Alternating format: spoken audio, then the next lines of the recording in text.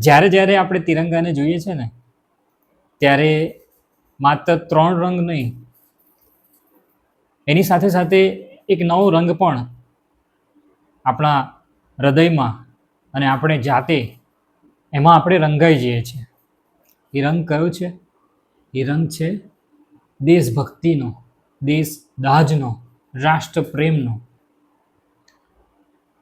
જ્યારે આપણને વિઝા કે પાસપોર્ટ મળી જાય છે અને આપણે વિદેશમાં જઈએ છીએ ત્યારે આપણને આપણા દેશની અહેમિયત, આપણી દેશની ગરિમા આપણને સાચા અર્થમાં યાદ આવતી હોય છે.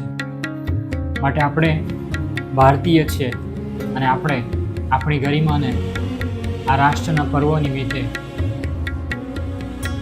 યાદ કરીને રાષ્ટ્રપ્રેમ વ્યક્ત કરીએ છીએ. જય હિન્દ, જય ભારત.